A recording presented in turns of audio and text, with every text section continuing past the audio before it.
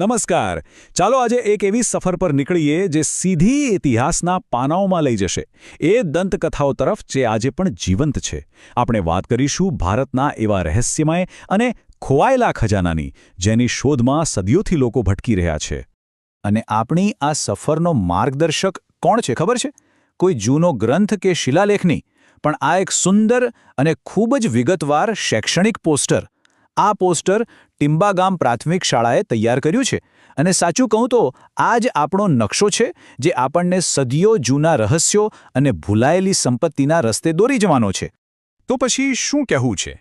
સદીઓથી દટાયેલા રહસ્યોને ઉકેલવા અને આ રોમાંચક ખજાનાની શોધમાં જોડાવા માટે સૌ તૈયાર છે?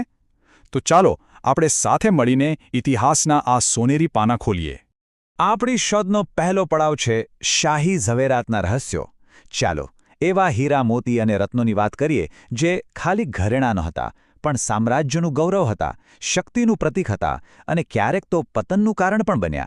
એમની વાર્તાઓ આજે પણ દંતકથાઓમાં જીવે છે. સારું, તો ચાલો એક સવાલથી શરૂ કરીએ. દુનિયાનો સૌથી પ્રખ્યાત અને કદાચ સૌથી વિવાદાસ્પદ હીરો આજે ક્યાં છે? એની કહાણી જેટલી ચમકદાર છે ને, એટલી જ ગૂંચવણભરી પણ છે. જી હા, આ છે કોહિનૂર. એવો હીરો જેણે મુગલોથી લઈને ફારસી શાસકો અને શીખ સામ્રાજ્ય સુધીની સફર ખેડી. કેટલાય સામ્રાજ્યોનો ઉદય અને અસ્ત પોતાની આંખે જોયો. એ શક્તિનું એવું પ્રતીક બની ગયો કે જેની પાસે પણ ગયો એનું ભાગ્ય જ બદલાઈ ગયું. સાચું તો એ છે કે એની સફર પોતે જ એક જીવંત ઇતિહાસ છે. પણ ક્યારે એવો વિચાર આવ્યો કે દુનિયાના આવા અદ્ભુત રત્નો, આ બધા હીરા, આયા ક્યાંથી? કઈ સુપ્રસિદ્ધ ખાણોમાંથી નીકળ્યા હશે? એવી કઈ જગ્યા હતી જેણે દુનિયાને આટલી બધી સંપત્તિની ભેટ આપી? એ જગ્યા હતી ગોલકોંડાની ખાણો. એક સમય હતો જ્યારે આખી દુનિયામાં હીરા ફક્ત અહીંયા જ મળતા હતા. કોહિનૂર જેવા તો કેટલાય વિશ્વપ્રસિદ્ધ હીરા અહીંથી જ નીકળ્યા હતા. અહીંના હીરા એમની શુદ્ધતા અને ચમક માટે મશહૂર હતા, અને એટલે જ આ ખાણો સાથે જોડાયેલી છે અઢળક સંપત્તિ અને રહસ્યોની વાર્તાઓ.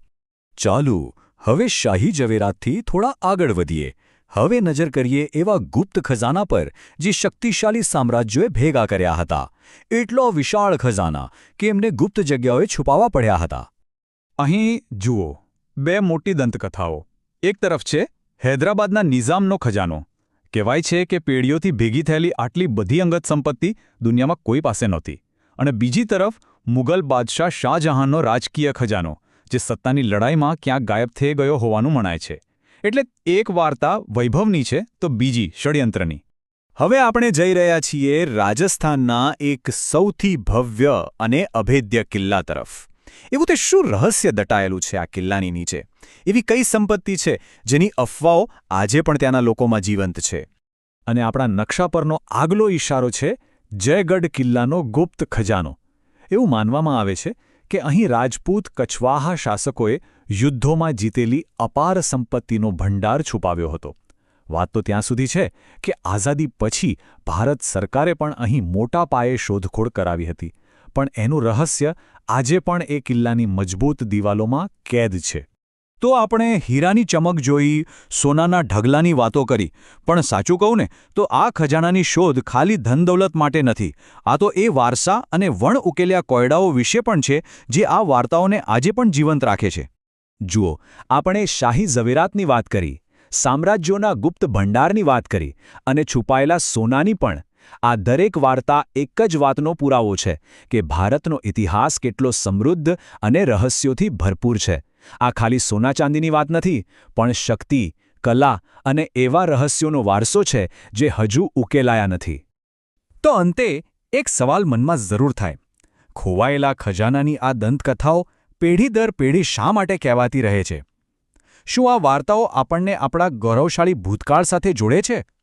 કદાચ આ વાર્તાઓ ખાલી સોના ચાંદીની છે જ નહીં, પણ આપણી સંસ્કૃતિ અને ઓળખનો એક અમૂલ્ય હિસ્સો છે. અને આ સુંદર અને માહિતીથી ભરપૂર રજૂઆતનો સંપૂર્ણ શ્રેય જાય છે ટિંબાગામ પ્રાથમિક શાળાને.